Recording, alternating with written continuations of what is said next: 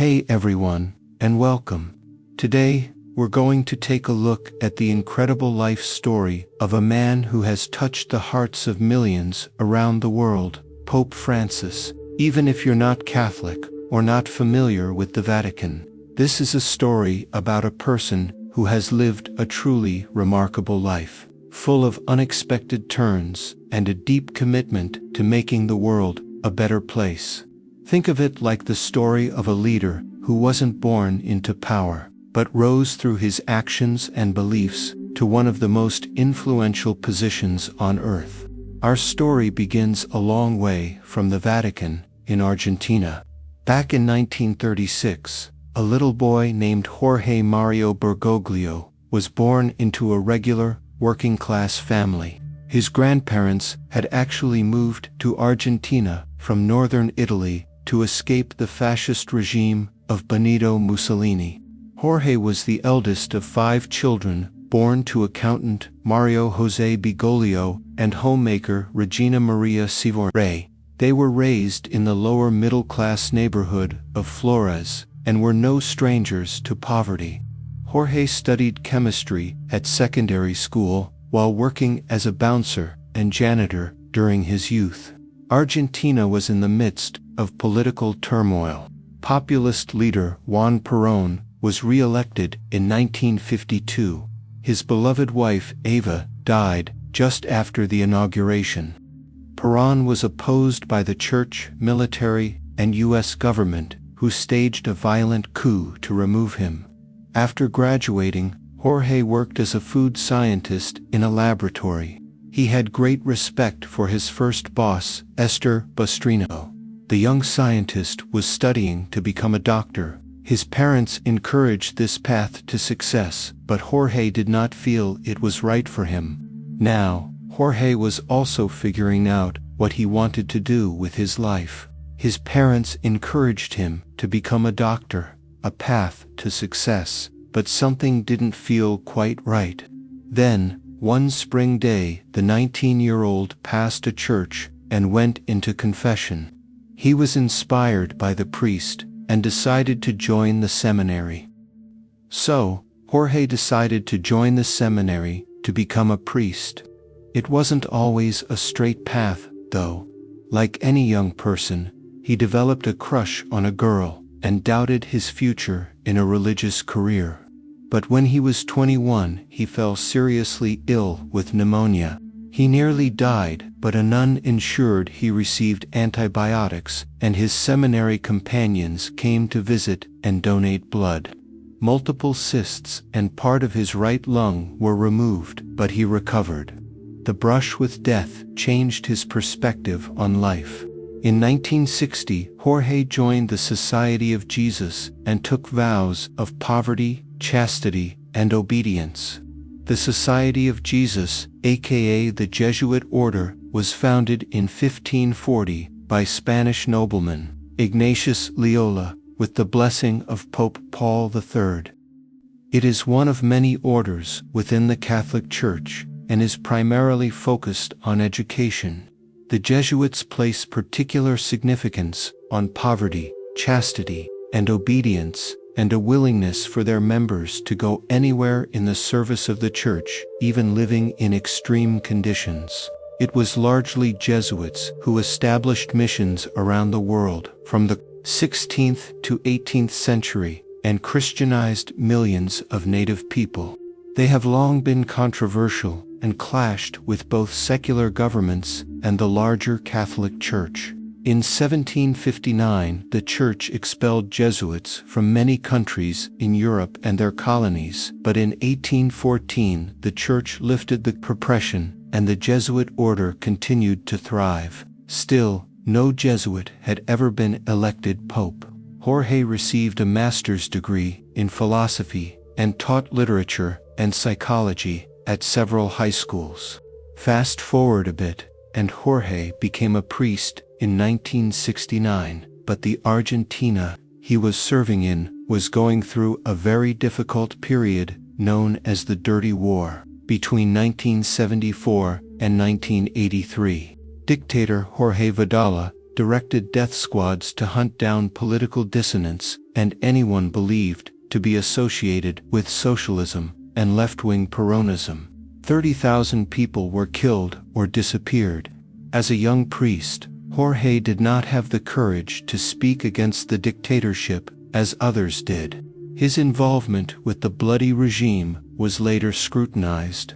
However, many reported that he refused to collaborate with Fidela and helped people escape Argentina, even giving his own identity papers to a man who looked like him. As time went on, Jorge rose within the church. In 1997, Jorge was named Archbishop of Buenos Aires. This is where we really start to see the kind of leader he would become. He was deeply committed to social justice and serving the disenfranchised. He frequently took public transportation to visit poor people. Each Holy Thursday he went to jails, hospitals, and retirement homes to wash people's feet. He doubled the number of priests assigned to work in shanty towns and became known as the, quote, slum bishop. Jorge practiced what he preached. He lived in a small apartment, dressed simply, and cooked his own meals rather than taking up residence in an elegant bishop's palace. He restructured the archdiocese and criticized members of the church who lived extravagantly. He even sold the archdiocese bank shares and enforced stricter financial discipline. In 2000, he spoke out against the church's complacency during the Dirty War. Later, as president of the Argentine Episcopal Conference, he issued an apology for the church's failure to protect people. After that, the archbishop was much more outspoken about Argentinian politics and often opposed leaders. In 2001, Pope John Paul II named Jorge a cardinal. Then, in 2005, Pope John Paul II died. Jorge attended his funeral and was considered one of the papabili, or likely cardinals, to be elected as the next pope. He participated in the secret conclave of cardinals, and it was later reported that he was the runner-up, but made an emotional plea asking his colleagues to vote for Cardinal Joseph Ratzinger instead, in order to bring the conclave to a fast conclusion. Ratzinger was elected Pope Benedict XVI.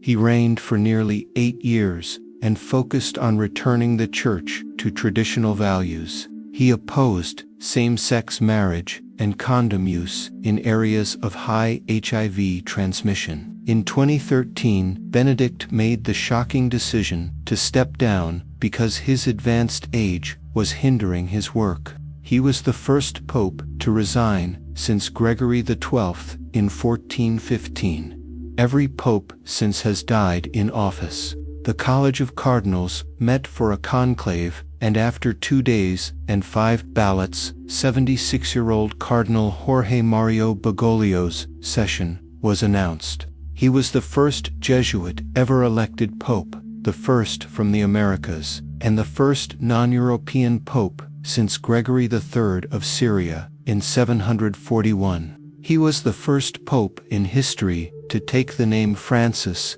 after Saint Francis of Assisi, a 13th-century friar who led a life of poverty as an itinerant preacher.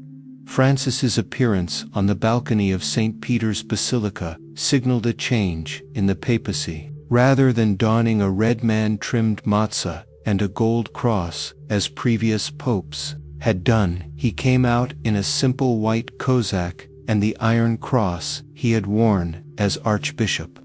As Bishop of Rome, he immediately set out to reform the Vatican.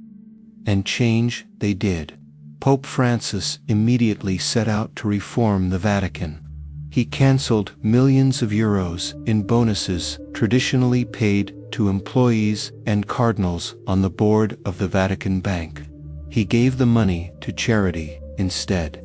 Francis chose not to live in the luxurious papal apartments of the Apostolic Palace. Instead, he took up residence at a Vatican guest house.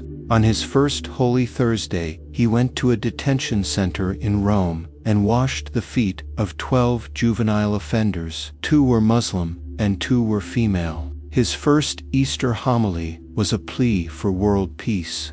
Overall, Francis was a remarkably progressive pope. Pope Francis has been a strong voice on many important issues. He's made action on climate change, which disproportionately affects the poor, a focus of his papacy. He condemned climate change denial and criticized capitalism and consumerism. He was supportive of refugees and asked developed countries to welcome more immigrants. He took a permissive stance on divorce, which the Church had long condemned.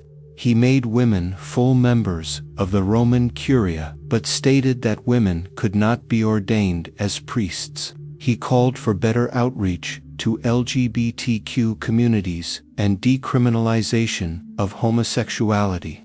He denounced the death penalty, abortion, and euthanasia. He spoke against the rise of right-wing populism. He negotiated with the Communist Party over their influence in appointing Chinese bishops.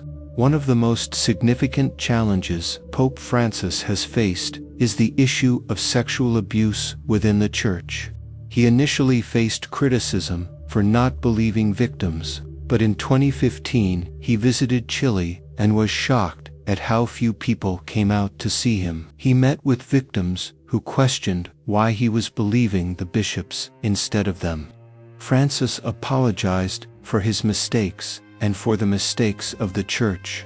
He fired nearly all the bishops of Chile who had been sweeping abuse under the rug. He launched investigations which exposed and removed many abusers. He also apologized for the Church's role in the genocide of Canadian Indigenous peoples during the CO-19 outbreak. More recently, Pope Francis has called several synods, or councils of bishops and laypeople, to debate church doctrine, including synods on the family, on youth, and on the Church in the Amazon region. He convened the synod on For the first time in history, 10% of the voting attendees were women. They shared ideas and experiences and discussed the future direction of the Church. This synod is considered the culmination of Francis's work and the most important event in the Catholic Church this century. Pope Francis's time as Pope wasn't without its challenges and controversies. Some people infuriated many conservatives, and he was even called a heretic. From 2022, Francis used a wheelchair after a knee operation. In February 2025, he was admitted to hospital in Rome for bronchitis. He developed a respiratory infection and bilateral pneumonia. He was further at risk because part of his lung had been removed in his youth. The Pope was placed on a ventilator.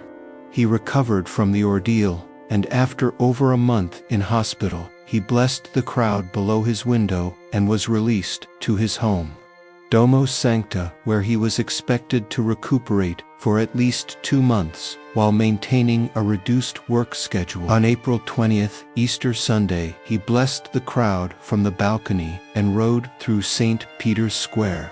He also met U.S. Vice President J.D. Vance. Pope Francis died the following morning, April 21, 2025, at 7:35 a.m. at his residence. He was 88. Now that the papal throne is vacant, what happens next? When and how will the new pope be elected? And while we're at it, let's take a look at the history of the papacy and how the ceremonies surrounding the death, election, and accession of popes has changed over the centuries. True to form, Pope Francis chose to eliminate several elements of fairy pageantry in favor of a more simple ceremony. Rather than an elevated catafalque, his body will be displayed in an open wooden coffin, and he will be the first pope in a century not to be interred in the splendor of the Vatican. Instead, he will be laid to rest in Santa Maria Maiora Basilica in Rome. 7 other popes are buried there, the most recent being Clement IX in 1669. His gold signet ring and seal were broken, and the papal apartment was locked and sealed with a red ribbon. The public and media were informed, and 9 days of mourning began. After being embalmed, the Pope's body lies in state in St. Peter's Basilica for the public to pay their respects. Funeral and burial will take place 4 to 6 days after tea. Pope Francis's life story, from a young boy in Argentina to the leader of the Catholic Church, is a powerful reminder that even someone from humble beginnings can have a profound impact on the world. He's shown us the importance of humility, of acknowledging our mistakes, and of always striving to build a more just and compassionate world.